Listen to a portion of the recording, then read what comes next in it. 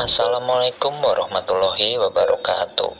Kembali lagi dengan channel Suara Kala. Sebelum masuk ke ceritanya, tekan dulu tombol like, juga subscribe channel ini. Dan nyalakan juga lonceng notifikasinya, agar tidak ketinggalan cerita-cerita lainnya. Dan yang mau langsung membaca kisah ini, bisa masuk ke akun Twitter @netrasandikala. Tanpa berlama-lama, mari kita mulai ceritanya.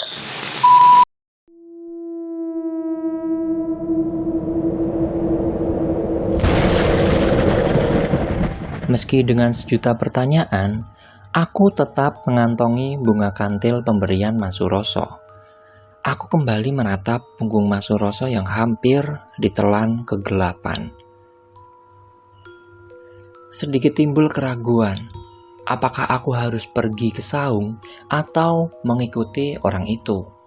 Srek, aku menoleh seketika saat mendengar suara yang berasal dari semak di depanku.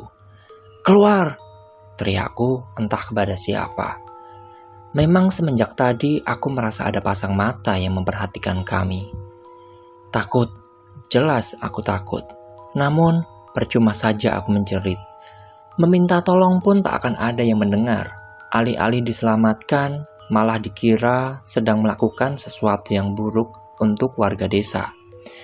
Perlahan kulangkahkan kaki menuju ke arah semak. "Keluar!" sentakku sekali lagi, namun nihil, tidak ada jawaban maupun pergerakan. Kutelusuri sekitaran, mencari benda yang sekiranya bisa kujadikan sebagai alat untuk menyibak semak. Itu dia, ada ranting kayu pipih dekat dengan selokan. Tanpa menunggu lama, kuambil dan langsung kusibakkan semak itu. Tidak ada apapun, hanya kekosongan di sana. Bangsat! Tukasku jengkel. Segera aku melangkah menuju saung.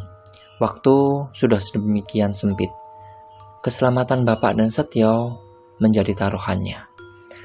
Biar saja orang tua itu menang kali ini.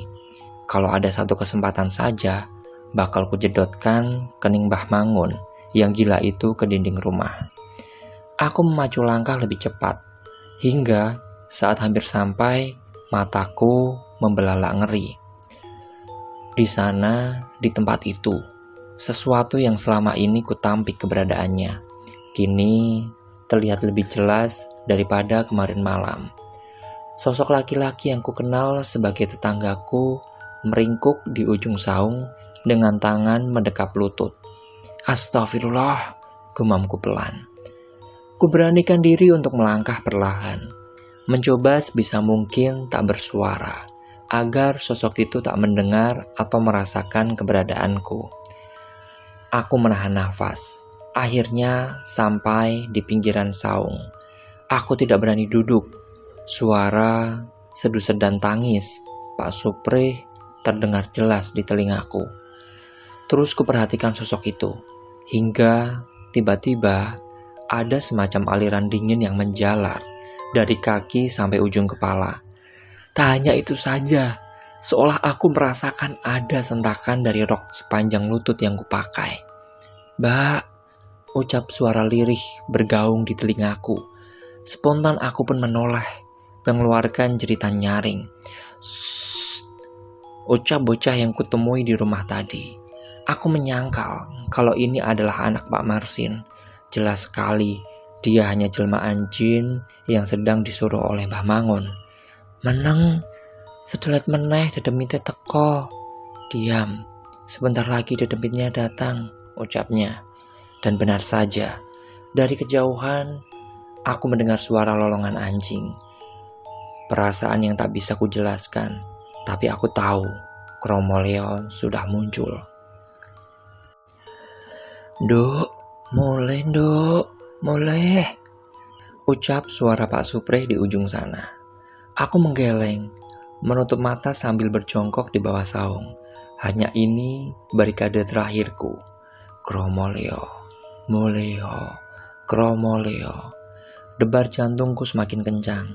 Suara setan itu semakin mendekat. Apa yang harus aku lakukan? Sedang saat ini air yang diberikan oleh Mbah Mangun dibawa Mas Suroso. Sial, umpatku. Mereka sudah hampir mencapai tempatku bersembunyi.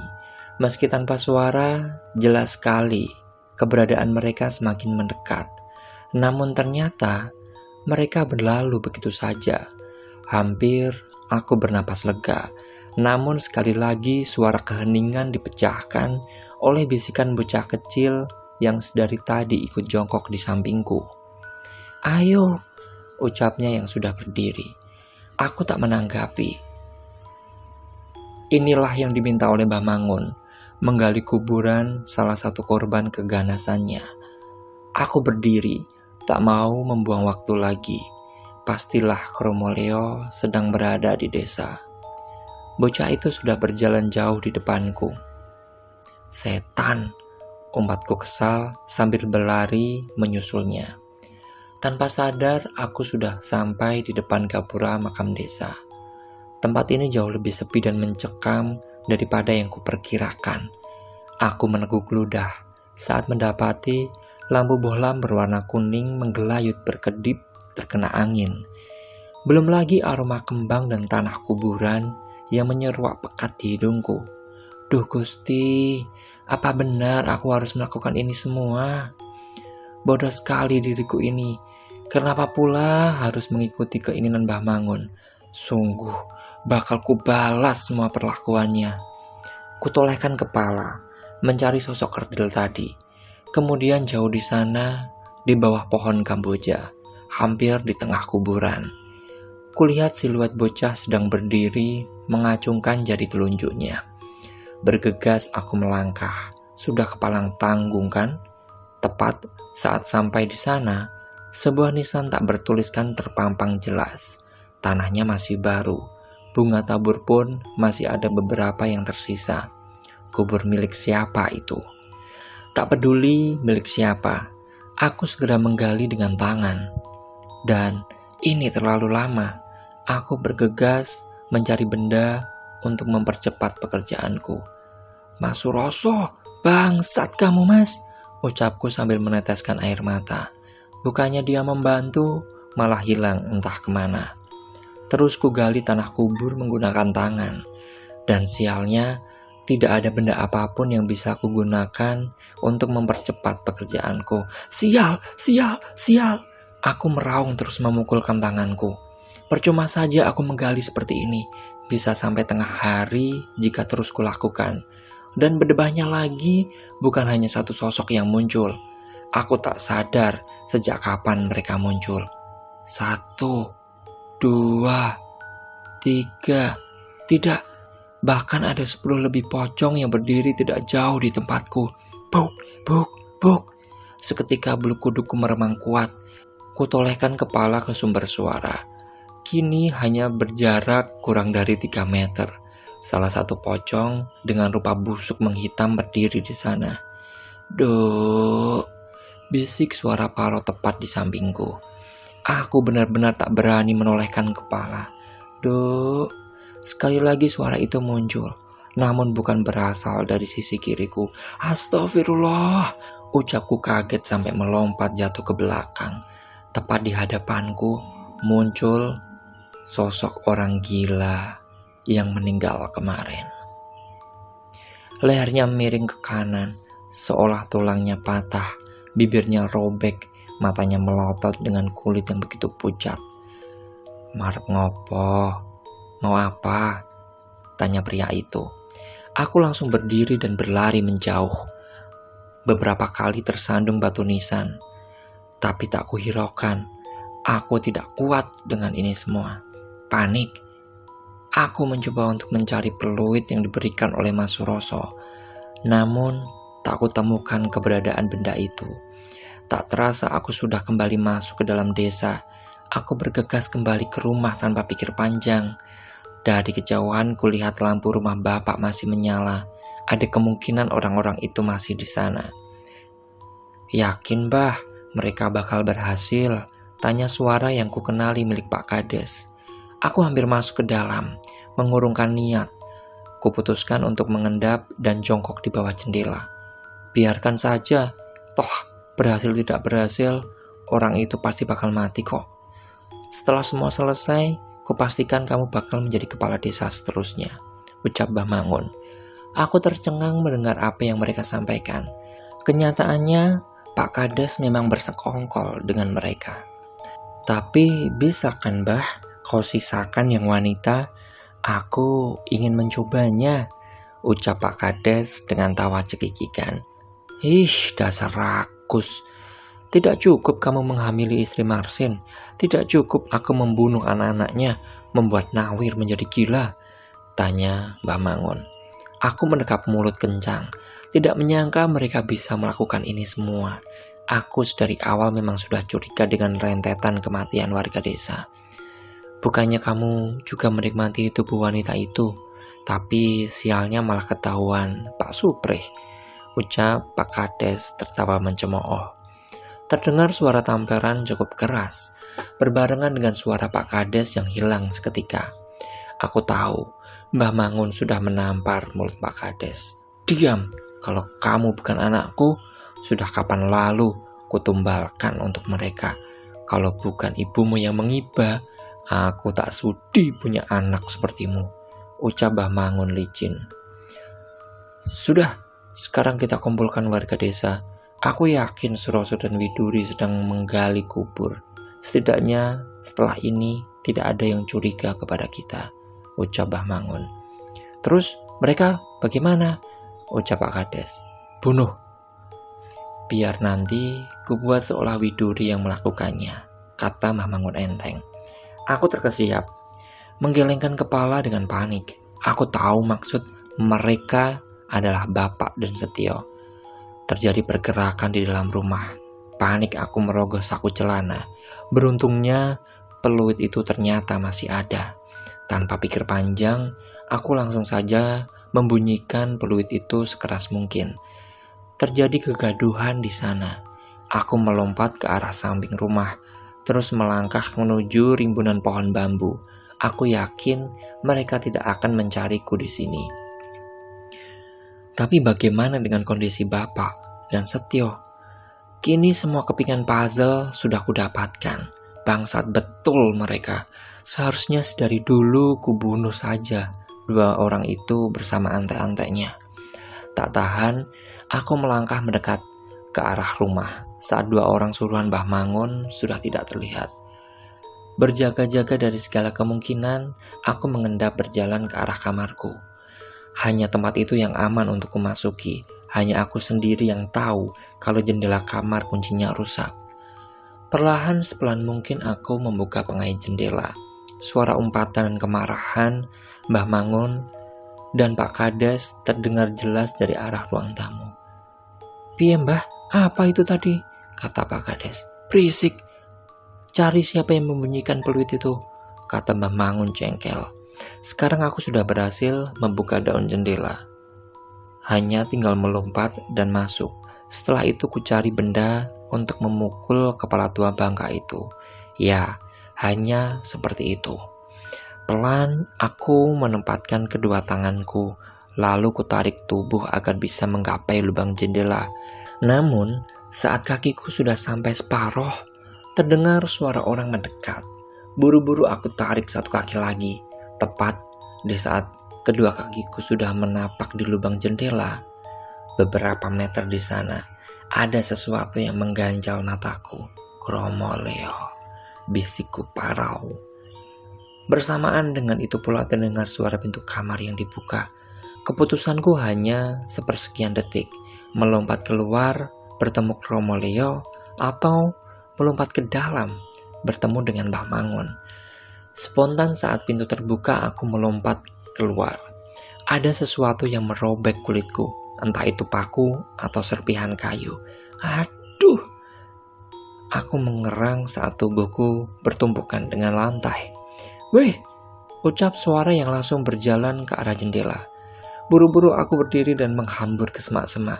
Kakiku terasa begitu perih. Saat kuraba, darah sudah mengalir dengan luka robekan memanjang. Kembali kulihat ke arah jendela. Di sana Mbah Mangun sedang celingukan mencari keberadaanku. Setelah itu, dengan wajah panik, ia langsung menutup jendela dengan keras. Aku mengerang lega. namun langsung teringat sesuatu. Bangsat, ucapku lirih sambil menoleh ke arah samping. Di sana, tidak jauh dari tempatku bersembunyi, keenam sosok laki-laki bertelanjang dada sedang melihat ke arahku. Baru kali ini aku melihat rupa mereka dengan jelas. Lubang yang seharusnya berisi mata, kini hanya berupa rongga kosong. Terjadi pergerakan, mereka mulai melangkah sambil menggumamkan kalimat kehadiran mereka. Moleho, kromoleo, moleho, kromoleo. Mereka tidak hanya sebatas melewatiku dengan kepala tertunduk. Keenam sosok itu menoleh ke arahku dengan senyum seringai menakutkan. Tak sadar, aku melompat berdiri dan terus berlari tak tentu arah. Suara kromolea terus saja terdengar di telingaku. Tolong! Teriakku. Namun tidak ada sautan sama sekali. Sambil terus berlari, aku mencari peluit pemberian Mas Suroso. Tetapi tidak ada. Sepertinya terjatuh di rumah tadi. Moleho, kromoleo. Suara itu semakin kencang terdengar. Bahkan kini gendang telingaku rasanya sudah mau pecah. Hingga tanpa sadar, aku kembali masuk ke pemakaman. Beruntungnya aku melihat dua sosok sedang berjalan kebingungan memanggil namaku berulang kali. Mas Suroso, teriakku tanpa pikir panjang. Kedua sosok itu mendekat, namun betapa terkejutnya diriku. Mereka bukanlah Mas Suroso dan Mbah Slamet, melainkan dua orang suruhan Mbah Mangun. Nah, ketemu toh, ucap suara tepat di belakangku.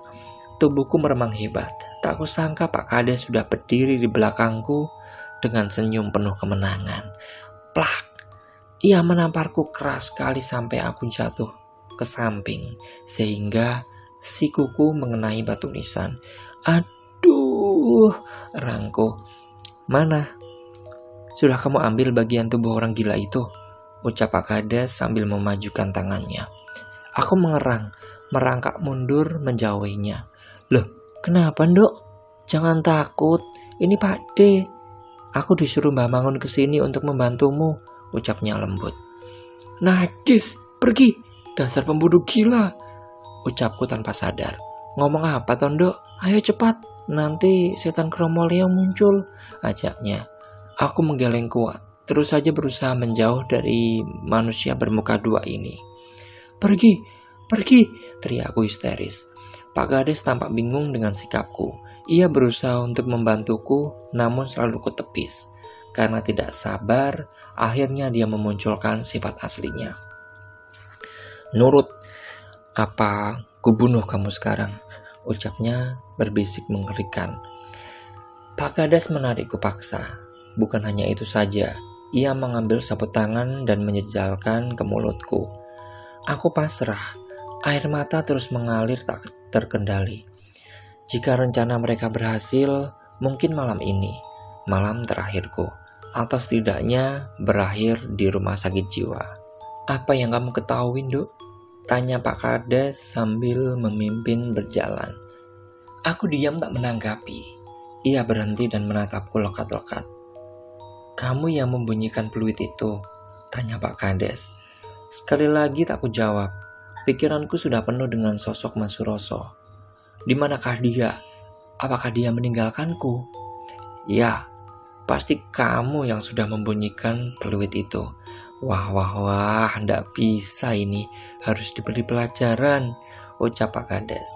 Aku meronta hebat saat tangan kasar laki-laki itu membelai pipiku. Lepas bangsat, ucapku jengkel. Ya, benar toh. Dia sudah tahu ternyata. Bagaimana kalau kita bersenang-senang dulu? Toh di sini tidak ada orang. Teriaklah, tidak ada yang bisa menolongmu.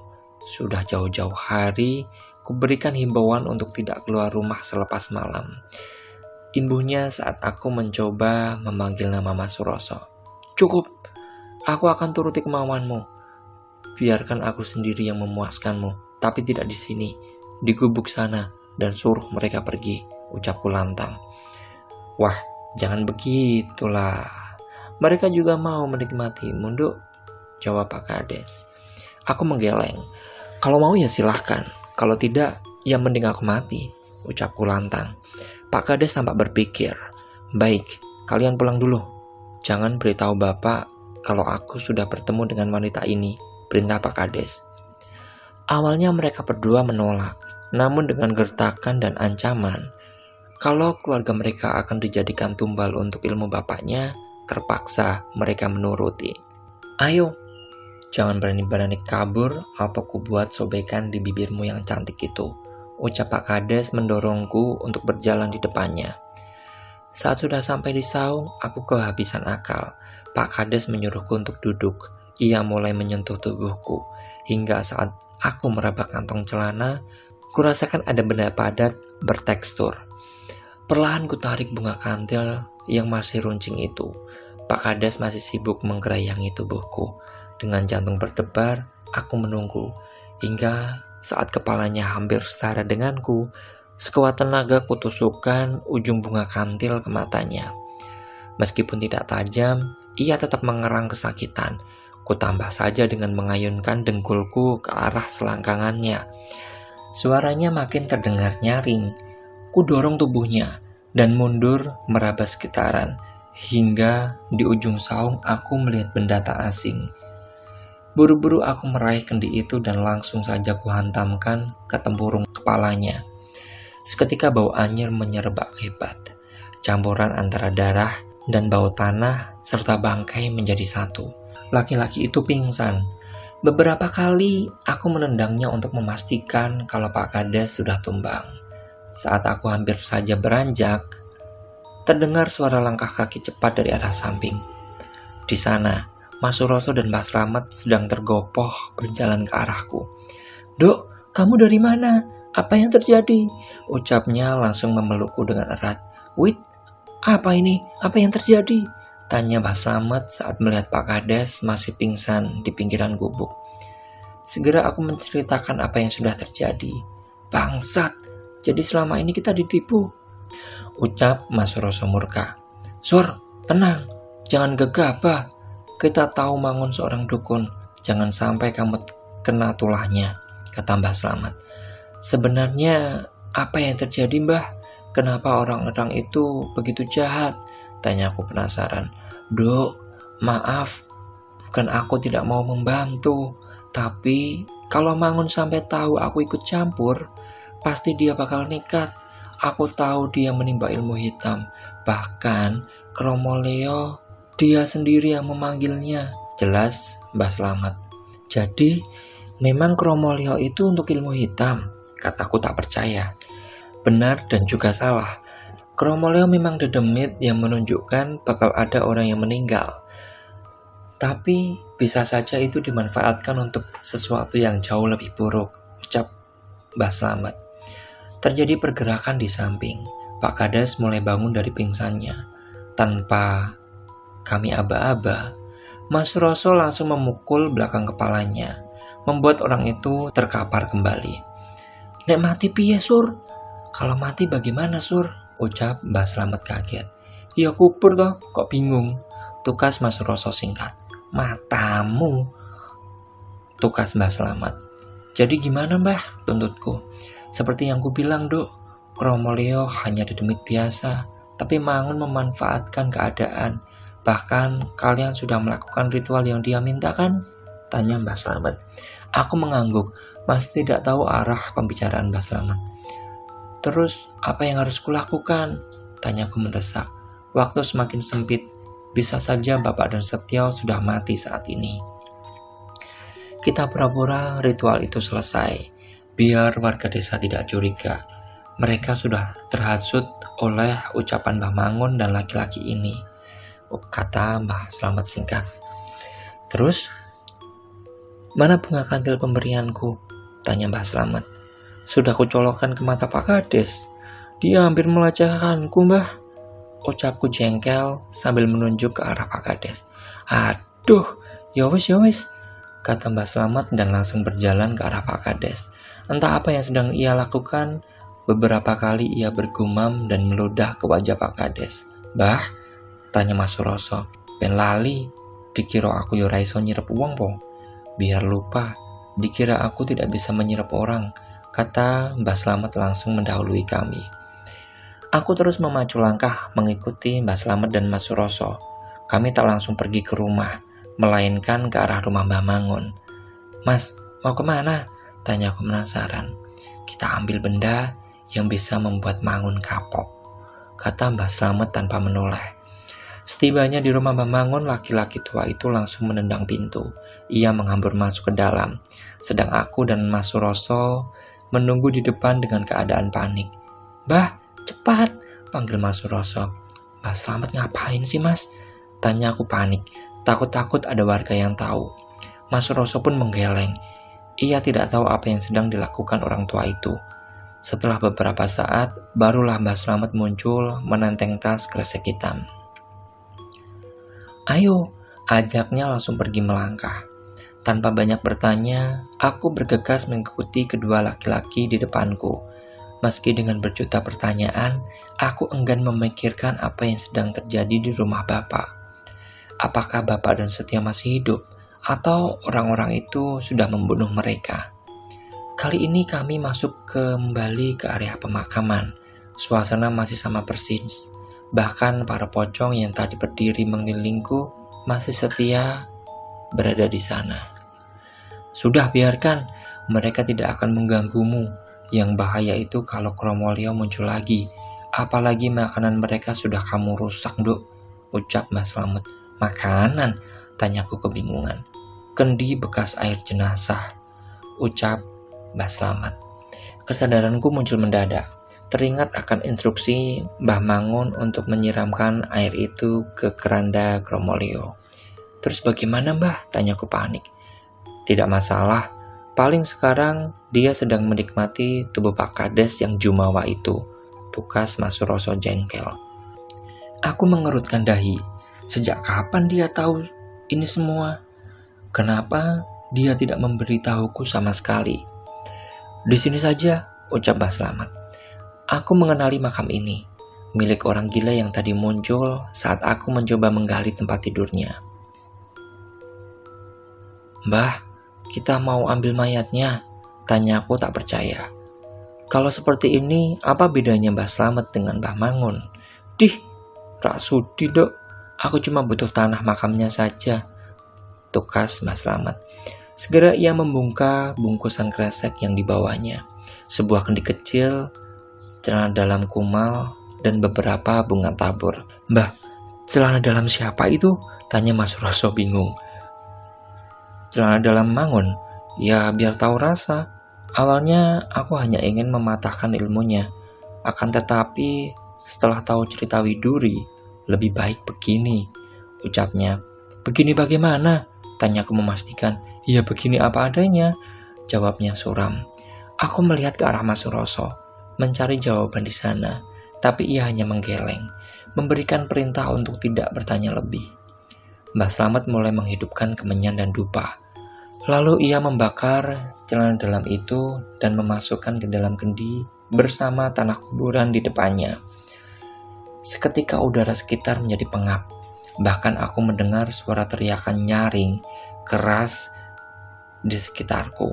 Sampai-sampai aku harus mengernyitkan dahi untuk menahan sakit. Dengan begini, sukma orang gila ini sudah lepas. Sekarang kita hadapi Mangun dan sisanya, kata Mbah Slamet mantap. Bergegas kami kembali ke rumah Bapak. Sesampainya di sana, suasana masih tetap sama. Perlahan aku dan lainnya mendekat. Tak berani langsung masuk. Takut jika Mbah Mangun nekat membunuh Setio dan Bapak. "Kades goblok. Kemana orang itu?" tanya Mbah Mangun kepada dua orang pesuruhnya. "Tadi di gubuk, Mbah, main-main sama wanita itu. Mungkin sebentar lagi selesai," ucap seorang laki-laki. Mbah Mangun mendesis meremehkan. Entah apa yang sedang terjadi di dalam, kami bertiga hanya bisa menunggu, hingga Mbah Slamet tersentak kaget dan langsung berdiri tegang. Aku dan Mas Roso panik melihat itu. Bersamaan juga tercium aroma kemenyan dan dupa yang menguar hebat. Cering, suara lonceng terdengar membuat mataku membulat sempurna. Itu pasti Setio. Cering, cering, cering. Suara hentakan kaki semakin keras. Bahkan aku mendengar suara hantaman benda-benda di dalam rumah. Tanpa kuduga, Mbah Slamet langsung menghambur ke dalam rumah. Telat, ucap Mbah Mangun singkat. Bibirnya tersungging senyum penuh kemenangan. Ngon, sadar. Wes tua arep mati rasa kakian polah. Ngon, sadar. Sudah tua hampir mati jangan banyak tingkah, ucap Mbah Slamet. Aku terus memandangi Mbah Mangun dan kedua pesuruhnya. Bahkan Setio masih terus menari gila-gilaan di belakang mereka. Ini demi kemakmuran warga, biar leluhur yang memberikan berkah. Jangan egois kamu, memangnya Tuhanmu itu bisa apa? Ucap Mbah Mangun. Istighfar, gila kamu bersekutu dengan iblis. Bukan kemakmuran yang didapat, malah hasutan untuk berbuat nista. Tukas Mbah Slamet. Apa bedanya aku sama kamu? Bukannya kamu juga yang mengirim mereka agar datang kemari? Tanya Mbah Mangun sambil menunjuk ke arah belakang kami. Spontan aku menoleh. Betapa kagetnya aku saat melihat Kromolio sudah berdiri memanggul keranda di depan pintu rumah ini. Aku beringsut ke samping Mas Suroso. Aku tahu mereka tak akan bisa menyentuh fisikku. Tapi bagaimana jika Mbah Mangun benar akan menumbalkan jiwa kami? Cering, semua kembali tertegun. Kini Setio sudah berhenti menari dan langsung duduk bersila dengan tangan bersedekap. Terakhir, sopo si bakal melu, bar kui hajatmu bakal keturutan. Terakhir, siapa yang bakal ikut? Setelah itu hajatmu bakal terkabul, ucap Setio dengan suara serak dan dalam. Buk! Tanpa disadari, pesuruh Mbah Mangun sudah memukul Mas Suroso dan Mbah Slamet. Mereka benar-benar licik, menggunakan kesempatan saat kami lengah. Mbah Mangun segera menyambar kendi yang dibawa oleh Mbah Slamet. Dengan pongahnya, ia berjalan keluar rumah. Ojo, pinta Mbah Slamet. Tetapi orang tua itu tetap berjalan pongah sambil membuka tutup kendi. Aku hanya bisa berdiri. Entah apa yang terjadi, aku tak sanggup bergerak, seolah kakiku sudah mati rasa. Perlahan, kulihat Kromolio menurunkan keranda bambu yang mereka bawa. Keenam laki-laki itu mendongak, menatap Mbah Mangun dengan ekspresi ganjil mengerikan. Makanan kalian seperti janjiku. Datanglah 10 tahun ke depan untuk menagih janji, ucap Mbah Mangun dan langsung menyiramkan air kendi itu ke arah keranda Kromolio. Seketika asap tipis muncul bersamaan dengan rupa dan reaksi Mbah Mangun yang ketakutan. Begitu pula dengan kedua pesuruhnya yang langsung bangkit dan berteriak tak karuan. Kromolio mengangkut keranda mereka. Tanpa sepatah kata pun mereka pergi meninggalkan rumah Bapak. Namun, bukan itu yang membuatku merasa ngeri. Kulihat wajah Mbah Mangun sepucat mayit. Ia memandang kami penuh amarah. Kan sudah kubilang, jangan lakukan, ucap Mbah Slamet. Namun, tak mendengar perkataan Mbah Slamet, laki-laki tua itu hampir menyerang. Mas Suroso yang sigap langsung menghalau, memelintir tangan Mbah Mangun dan mendorongnya hingga terpuruk ke lantai. Pergi, bertobatlah sebelum terlambat. Masih ada waktu sebelum mereka menjemputmu, ucap Mbah Slamet. Lantas Mbah Mangun berdiri. Ia meludah ke arah kami dan langsung pergi menembus kegelapan malam. Mbah, apa yang terjadi? Tanyaku kebingungan. Mangun mengira kendi itu yang tadi ia berikan. Dia berniat menumbalkan kalian berdua. Sayangnya kita sudah menukar dengan yang baru, jelas Mbah Slamet. Terus? Tanyaku penasaran. Entah Nduk, semoga dia masih diberi waktu untuk bertobat, ucap Mbah Slamet yang langsung berjalan ke arah Setio. Ia menggumamkan sesuatu yang tak bisa kutangkap, lalu mengusapkan telapak tangannya ke wajah Setio. Setelah itu, Setio terpuruk ke lantai. Ia segera berjalan ke arah Bapak dan melakukan hal serupa. Akhirnya, setelah semua ketegangan malam ini, kami bisa bernapas lega. Mbah Slamet mulai menceritakan semua yang ia ketahui, termasuk bagaimana Mbah Mangun bisa seperti itu. Jadi, kalian dulu satu perguruan? Tanya Bapak tak percaya. Aku, Mangun, dan simbahnya Suroso. belajar ilmu gaib bersama. Sayang, Mangun terobsesi dengan tahta dan kekuasaan. Dan kalian lihat sendiri, yang merasui Setio bukanlah leluhur desa ini, melainkan jelmaan jin yang memang berniat menghasut kita semua. Jelas Mbah Slamet. Lalu apa yang akan terjadi dengan Mbah Mangun? Tanyaku. Semoga dia bisa bertobat, Dok. Kematian itu cuma milik Tuhan, ucap Mbah Slamet seolah mengerti jalan pikiranku. Beberapa hari setelah kejadian, aku memutuskan untuk segera menikah dengan Mas Suroso. Bapak dan Setio sepakat untuk ikut bersama kami keluar desa dan memulai hidup baru. Mbah Slamet, dia menolak untuk ikut. Katanya ia harus menjaga desa ini. Terakhir yang kudengar, Kromo Leo bakal hadir 10 tahun ke depan untuk menagih janjinya. Mbah Mangun, ia meninggal beberapa hari setelah kejadian itu. Mirisnya, jasad laki-laki tua itu ditemukan salah seorang warga di dekat curug dengan posisi bersila dengan kepala yang ditaruh di samping tubuhnya. Sekian. Oke, teman-teman, sekian kisah kali ini. Bagaimana menurut kalian? Silahkan komen di kolom komentar. Mohon maaf bila ada salah pengucapan atau ejaan yang kurang sesuai. Nantikan kelanjutannya hanya di channel Suara Kala. Assalamualaikum warahmatullahi wabarakatuh.